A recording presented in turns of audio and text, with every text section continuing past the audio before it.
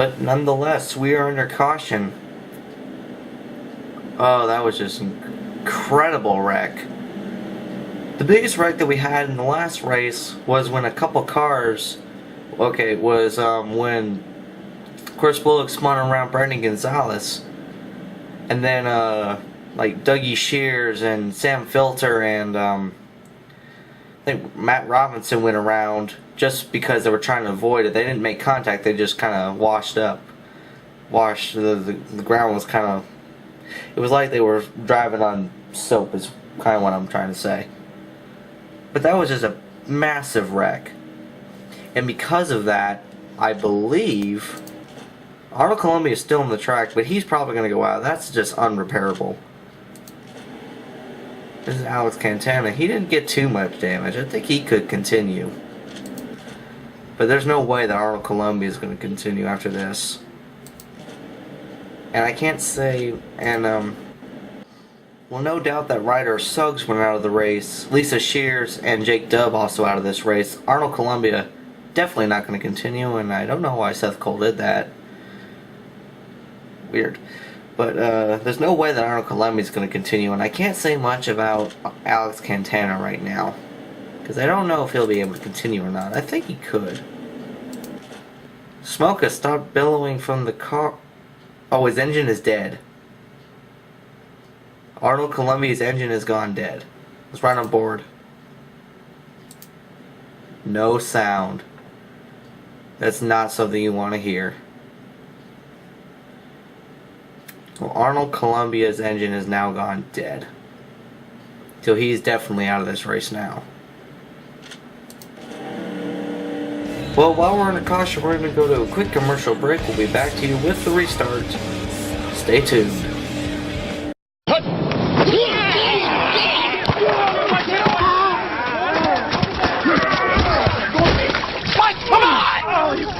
Mike, what is your deal, man? Oh, come on, man. You've been riding me all day. Mike, you're playing like Betty White out there. That's not what your girlfriend said. Baby. Eat a Snickers.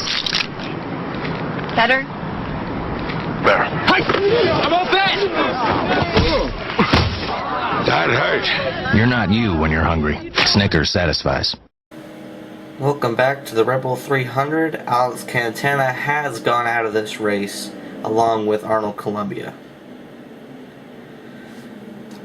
So, we are under caution, and the pace lights on the pace car are off, signaling that we are about to go back under green. We'll be on lap number 5 of 10. We'll be halfway through this race when we restart. So, I guess Gander Mountain is a good luck paint job for, why does Seth Cole keep doing that? He just hit him again. Weird. Anyway. Oh, now Seth Cole's got a ton of nose damage. As you see, it's buckled up a little bit. That's not good. Seth Cole just might have caused his own downfall by doing that. Anyway, I think that Gander Mountain is like a lucky paint job for Nick Nance, because this is the best run he's had all season, other than Daytona. It's only the 3rd race into a 22 race season. But I honest to goodness think that this will not be his last good run. In that number 34 Gander Mountain Ford. Taco Bell. Not Taco Bell, but yeah, Taco Bell on the car when he's not racing Gander Mountain. Want to win $1 million? Well, I don't have $1 million, so you can't win any. Yeah, I'm gonna think of a whoa, now the 48 seems to think, okay, dude, you've hit the 34, and I'm gonna hit you because you like that or not? I don't even think that the 48 knows that Seth has nose damage. So the 48 just might be making a fool of himself. I'm not trying to be mean to him, but you know, come on, just be real.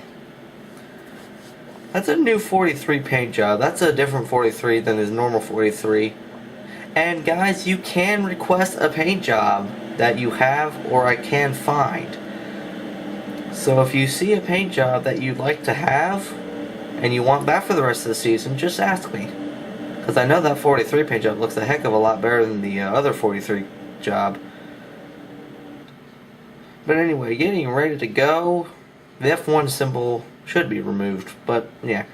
So anyway, getting set to go underway. The green flag will come out now. We're back under green. And it looks like Chris Summers is the only one that gets out of line. Now Matt Bullock goes out of line. Here they come. Man, Chris Bullock is getting a good run.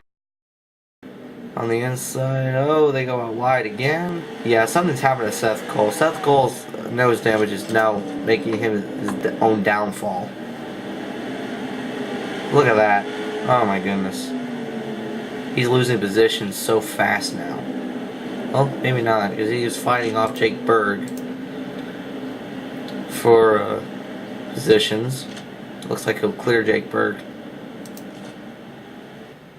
Whoa, Alex Filter goes way wide. We saw that a whole lot last race. The cars were wide in that one spot. Well, I hope this lead will be the first non-Chevy to win in this series out of 4 races. 4 individual races, because this would be one race, but I did not feel like excluding more than 10 drivers. So we split the race in half, and that's what we're going to do for Suzuka and Monaco. Those races will be split because of how many people can be allowed on the track at one time. The top 2 have just gone away. Kind of like the top 3 too, because yeah, Seth Cole's front end damage is now being a bother to him, especially on this part of the track. Through the corners is not bad, but down on the straight, yeah, he's losing positions. It's not as aerodynamic now as it was. The 34 car leading though, and we got a pretty big one too. The one thing about this track that I've noticed is that we have no caution lights around this track. So you don't know if a caution is out until you get to the line. Unless your spotter tells you. And at this track, spotters have their work cut out for them just because of the nature of this track. Let's go back and find some battles. We're lurking on lap number 7 when we come around. Here's one, Alex Filter and Navian Robinson. That incident between the 2 leaders, we'll go back and look at a replay after that, after the race. That was just incredible. I mean, that was, and the caution had come out, which was even more incredible. I would have thought for a wreck like that, the caution would have come out.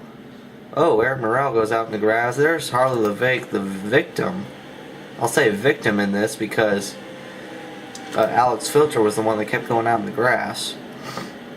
Austin Rapasso. Looking pretty green. Well, we're on lap number 7. We have 4 to go. And it looks like that closing in on the 34. Ever so slightly, but closing. I don't know if I'll have time to do it, though. Let's look at their lap times. The last lap, Nick Knotts ran a 1 minute 30 second and about 8 tenths. A 1 minute 30 and 8 tenths. And Matt Bullock had his last lap was his best lap of the race, and he 1 minute 38, a 1 minute 30.808. Nick Knotts was a 1 minute 38.23. A few milliseconds, but those milliseconds add up. If let's see if there are times at the line. Now, who's the fastest car on the track? Let's go back and find the fastest car on the track. Well, the fastest car would be Matt Bullock. He has the fastest lap time of the race. At the line, a slightly faster lap for Nick Knotts. definitely a slower lap for Matt Bullock. That's a 1:39.29. So now, but he still had the fastest lap of the fastest lap. Or maybe not. We'll have to look at. I was looking at the last lap, the fastest lap of the race. Let's go back and see what the fastest lap of the race was.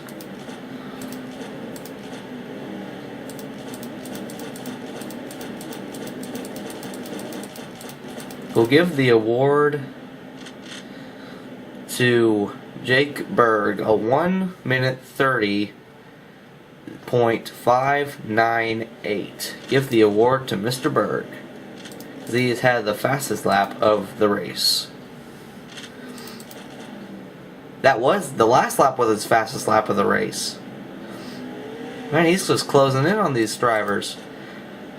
The front three are now closing in together,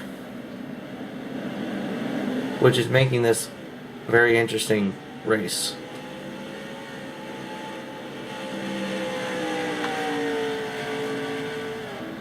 It's going to be a fun finish, I can tell you that. I was wondering why we weren't hearing engine sounds, and I realized that we were having problems with our audio crew, and they fixed the problem. Well, 2 laps to go. And there's the fastest lap of the race. There's his fastest lap. Nick Noster's posted his fastest lap. Matt Bullock did not. Neither did Jake Berg. Whoa! Matt Bullock went out in the sand trap. Oh, and a lot of drivers going out in the sand trap. Lots and lots of drivers. Sounds like a musical when you do that, like burr, burr. This is definitely not. This is not have been. This has not been as boring of a race that you saw Jake Berg go out wide and almost wreck, but this has not been as boring of a race as La Colina was. And don't say that because of that giant wreck, but these guys have been racing closer than the rest of them.